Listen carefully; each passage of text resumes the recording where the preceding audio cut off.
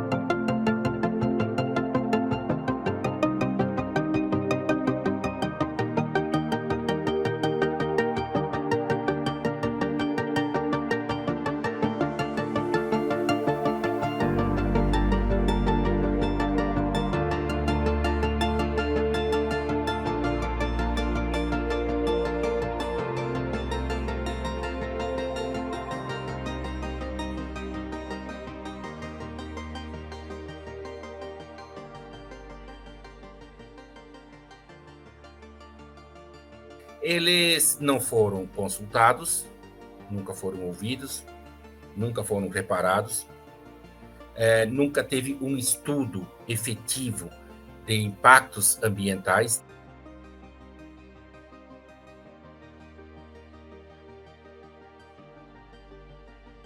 A sociedade toda contra o Choclen, né? E eles tendo que lutar e em busca de junto aos órgãos públicos, né?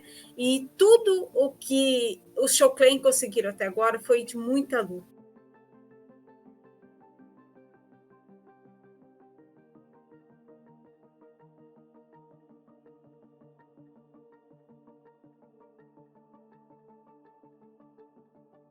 O povo Choclen vive no Vale do Itajaí, aquela região ali do Paraná, Rio Grande do Sul, assim, entre Lages, Orleans, Criciúma.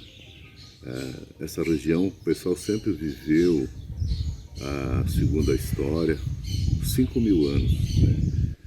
sempre viveram nessa região.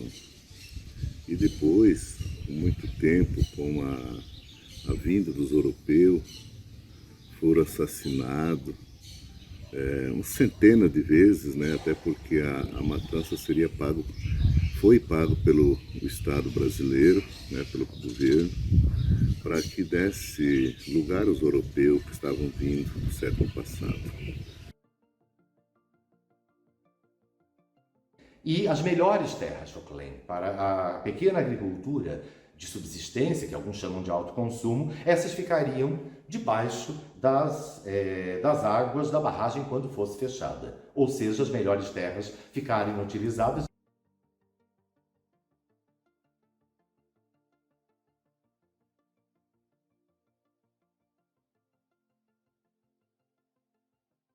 Povo Choclen, originário das serras catarinenses. É generoso, bondoso, solidário com as demais irmãs e irmãos da região. Cedeu parcela de seu território para proteger Blumenau, as demais cidades vizinhas no Vale do Itajaí e toda a sua população. Onde há pessoas que odeiam, perseguem, desprezam, discriminam as vidas indígenas, seus costumes, culturas, crenças e a tradição.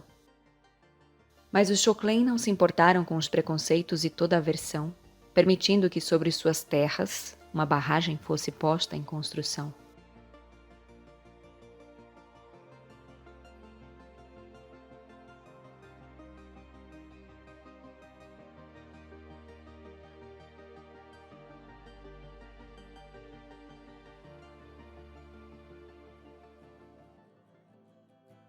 Promessas de compensação. A reciprocidade que deveria haver, nada foi cumprido. Nem antes, durante ou depois da barragem com todas as suas edificações.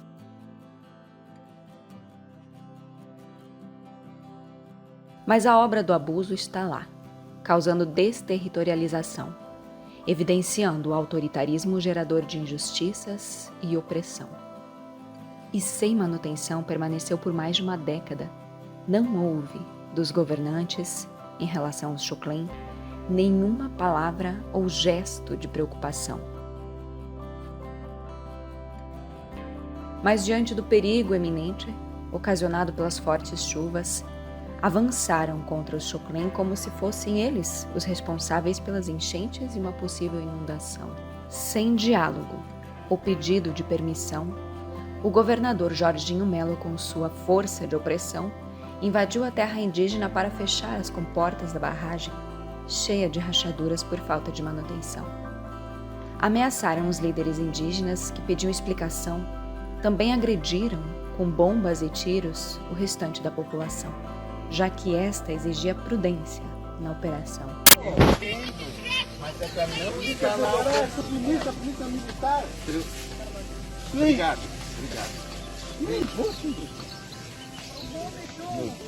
A gente está tentando agir da melhor forma possível. Sim, mas eu confirmei. Eu confirmo tudo. Está tranquilo. Eu entendo.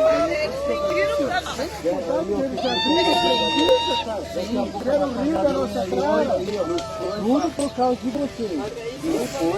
Não precisa esses caras, não sabe que não sim, eu sei que isso foi combinado, também foi pego de surpresa.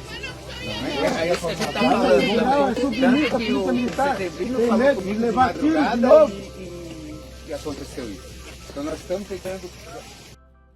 Veio a chuva e a grande inundação causou alagamento da terra indígena, desabrigando centenas de famílias, que ficaram sem abrigo ou qualquer auxílio e proteção.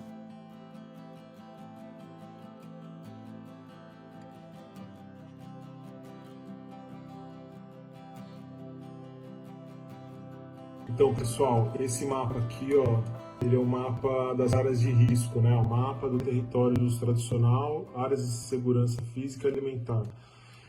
Então aqui, ó, falando sobre o que o Geomar pediu, né? Eu vou tentar dar um zoom maior aqui na parte da barragem para a gente poder olhar melhor, ó. aqui é onde está a barragem, né? A gente fez outro vídeo agora explicando o local da barragem. A área de risco que tem que ser isolada é essa área aqui do canal extravasor.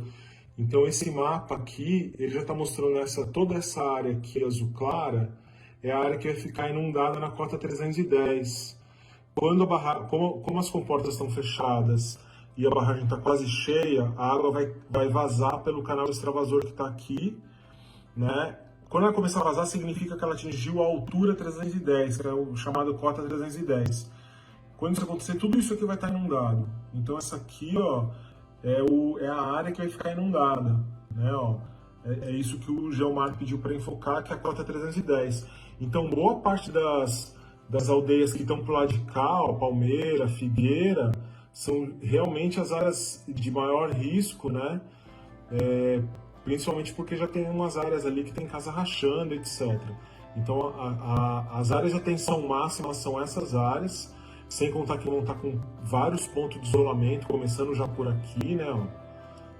Enfim, essa área de maior risco, essa área de um pouco menor, aqui uma área de um pouco maior também. Esse mapa foram vocês que foram indicando mesmo as áreas de risco, né?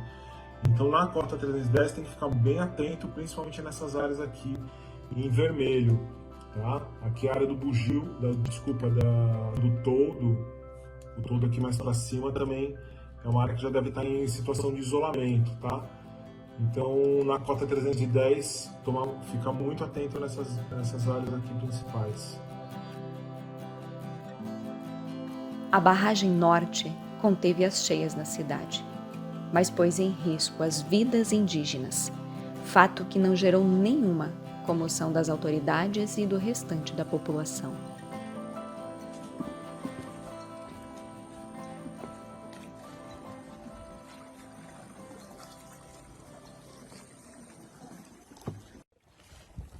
Como vocês podem ver, a situação da Teilacanó.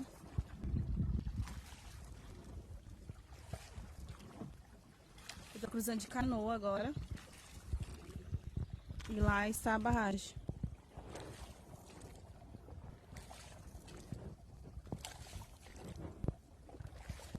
A estrada, ela passa aqui embaixo. E vai pra lá. E olha como é que eu estou cruzando agora.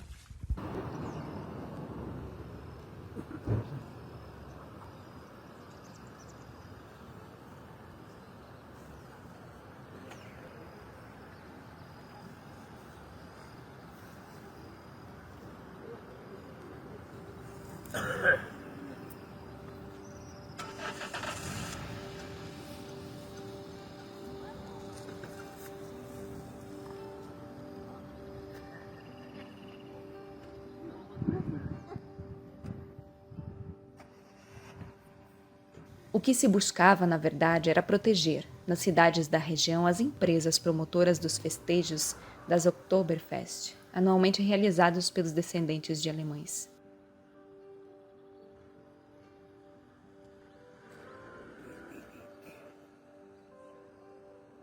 E mais uma vez na história, os Xoklen foram tratados como inimigos da nação.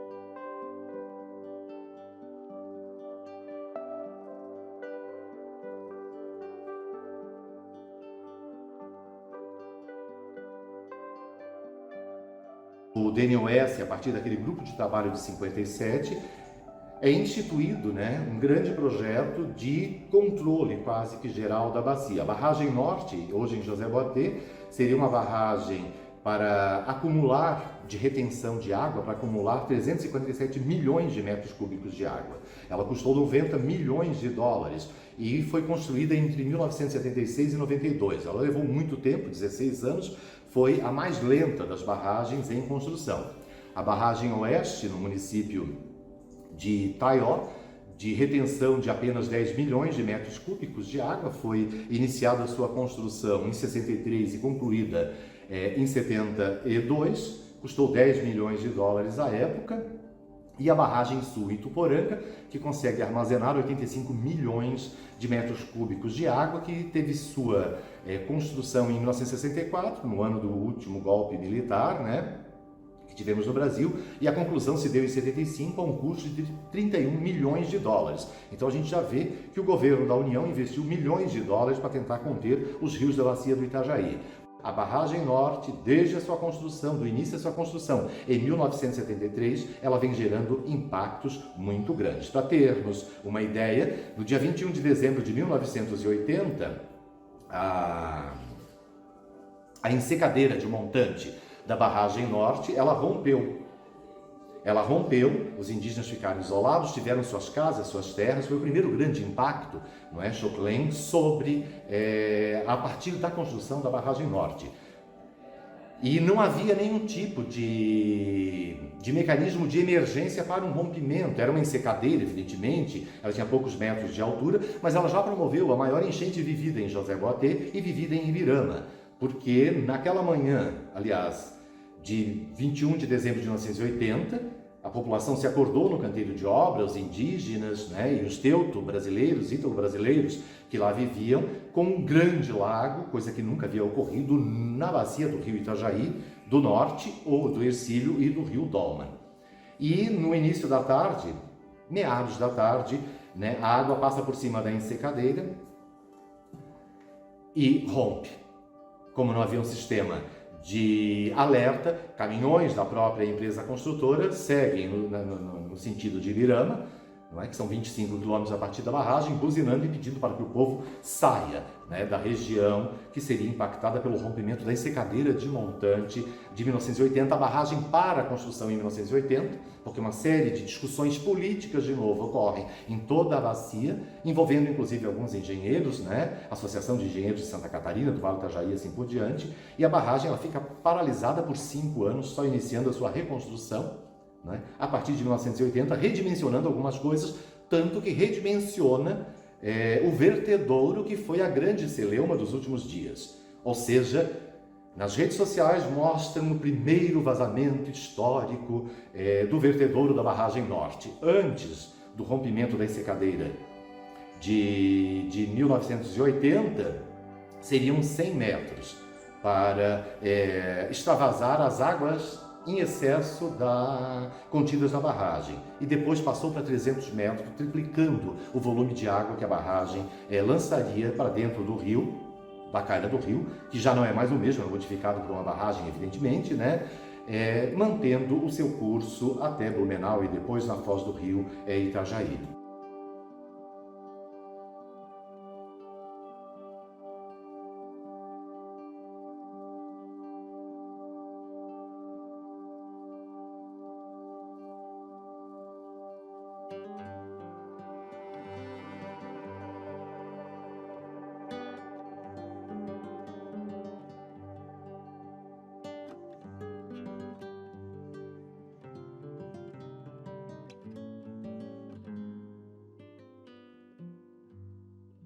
O povo Choclen, ele sempre migrou por um grande território, ora nas bordas, não é, que envolve o Vale do Itajaí, nas cuestas da serra, ora já na serra, dependendo da época do ano, e quando não, no Vale do Itajaí, onde eles foram depois confinados. A construção da barragem, a corrida da madeira foram muito impactantes, mas já quando o governo definiu pela construção das barragens lá em 57, nós tivemos também o grande escândalo, né, da corrida pelo palmito, ou seja, há uma grande invasão da terra indígena, onde se tira todo o palmito que lá está, e ele vai, evidentemente, para as indústrias de compotas, né, ou de produtos manufaturados do Vale do Itajaí. Não precisamos dizer nomes de empresas aqui, que não é necessário. Então, o povo Choclen, desde o grande impacto da violência de 1914, da sua dita pacificação, quando eles são confinados, não é, lá na bacia do rio Hercílio, pelo Eduardo, sobrinho neto do Duque de Caxias, na famosa pacificação, eles passam depois por dois grandes ciclos, né? O ciclo do palmito, que destrói seus recursos naturais, portanto o seu modo de vida e de subsistência, e depois nos anos 70 a corrida da madeira, que daí praticamente elimina as condições de vida da população Xoclen.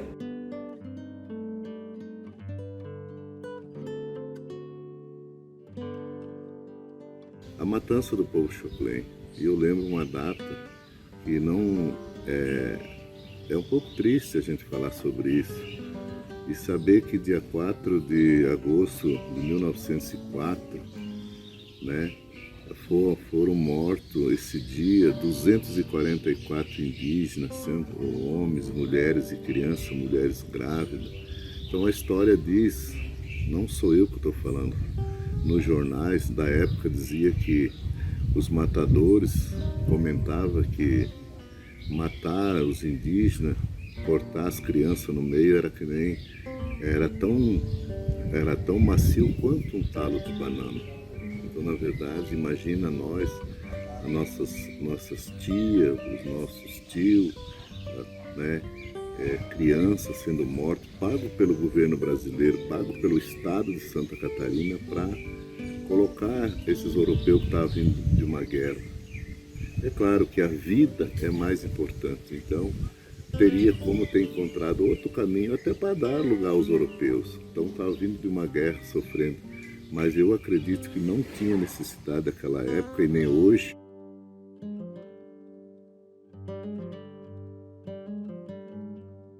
O povo Xoclen fez o contato oficial dia 22 de setembro de 1914, né, pelo Eduardo Lima e Silva, o Herman, que fez esse contato vendo que o povo indígena estava sendo assassinado.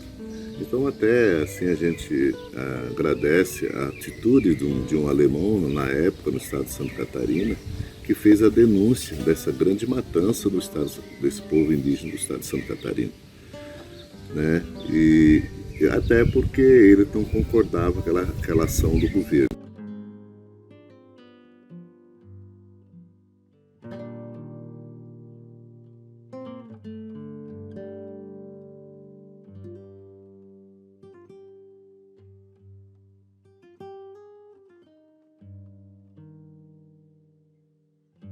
O marco temporal, ele vem com a proposta, olhando assim até um nome bonito, marco temporal.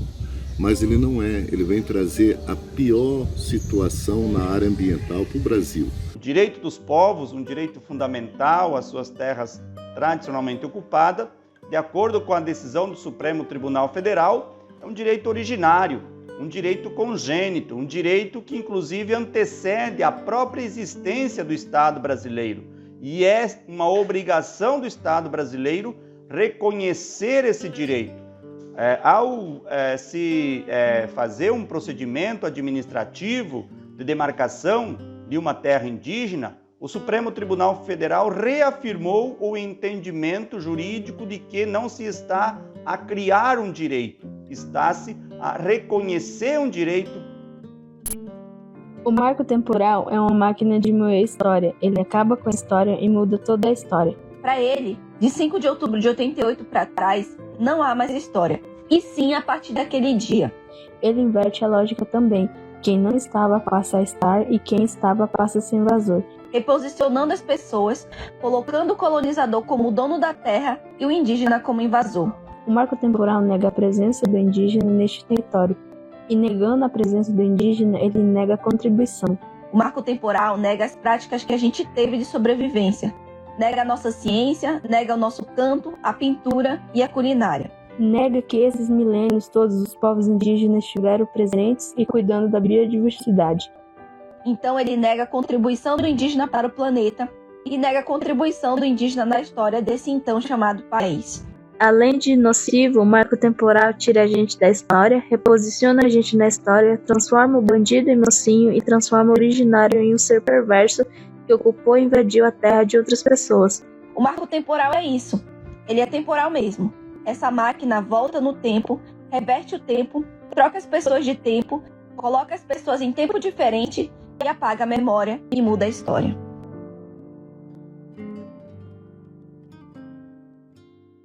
Nesse sentido, espera-se que, com essa decisão, o Poder Executivo Federal, durante o governo Lula e nos próximos anos, dê seguimento e acelere os processos administrativos de demarcação das terras indígenas no Brasil e, de modo particular, de modo especial, a demarcação da terra indígena Ibirama-Laclanô, nos termos da portaria declaratória que reconhece como terra tradicionalmente ocupada dos povos Xoclém, Caigangue e Guarani, uma área de aproximadamente 37 mil hectares. Um grande problema que os Xoclém estão enfrentando, especialmente a partir do dia 4 de outubro deste ano, com o enchimento do lago da barragem de contenção chamada Barragem Norte.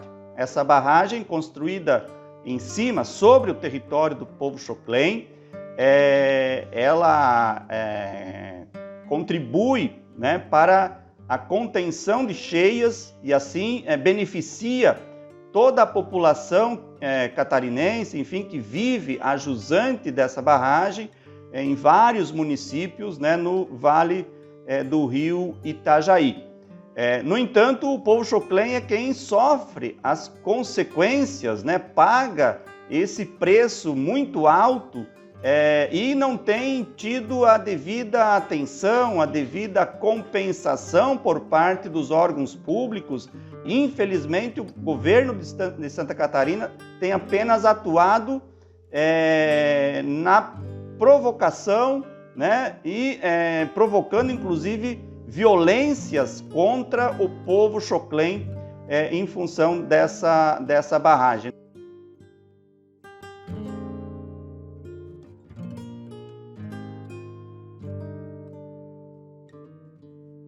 Na década de 70, durante a ditadura militar, os governos militares construíram um complexo de represas para evitar cheias nas cidades a jusante, em especial Blumenau, né?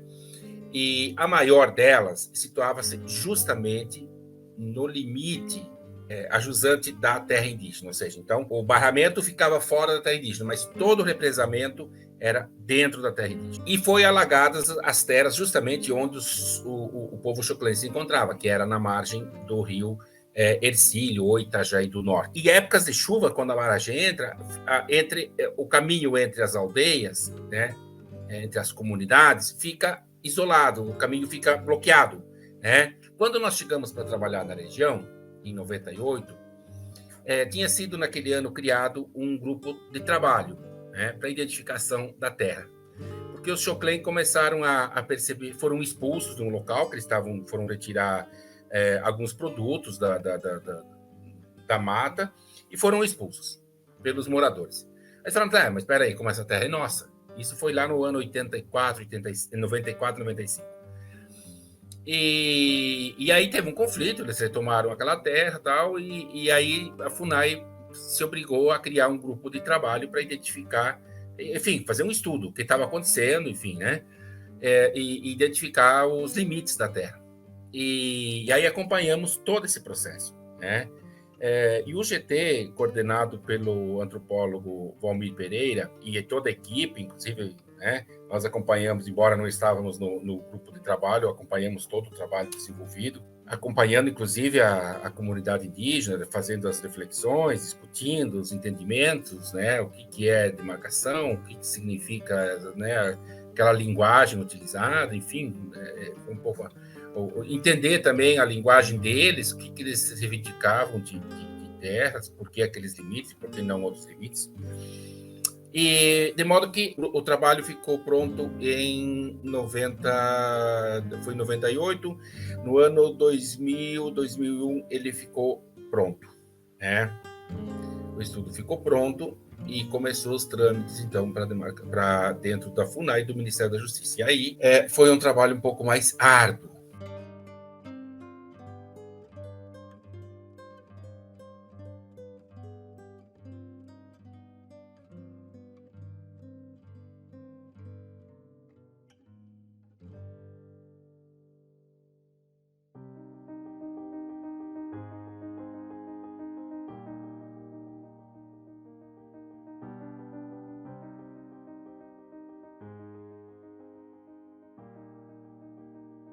greves, né, que eles faziam, era por conta da barragem, era por conta da demarcação da terra, era também contra o desmatamento, né, porque ali na região também tem as madeireiras, né, e essas madeireiras foram que devastaram, né, acabou desmatando toda a terra indígena, né, e reflorestando com pinos, eucalipto, estragando toda a terra, né. Então, eles tinham teve uma ação muito importante assim de proteção, de impedir que essas madeireiras continuassem desmatando, porque não era só nas suas áreas que tinha só pinos e eucaliptos, mas também tinha vegetação nativa, e aí eles denunciavam essa questão do desmatamento.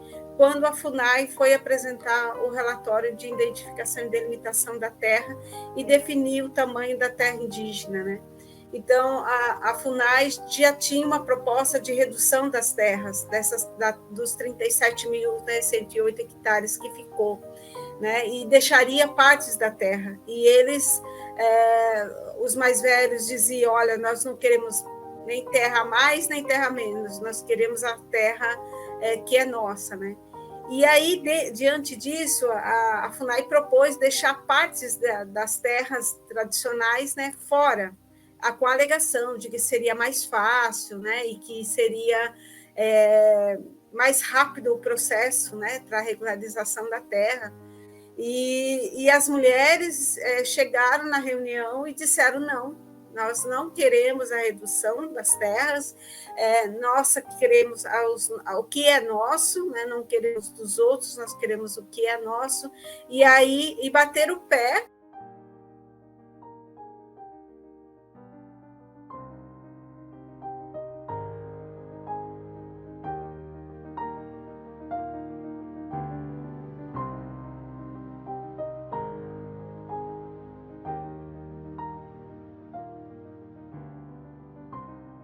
Essa questão do povo Xoclen e essa questão da barragem, ela merece de um estudo muito assim, que prove realmente o impacto e que isso provoque uma ação de reparação em favor do Xoclen.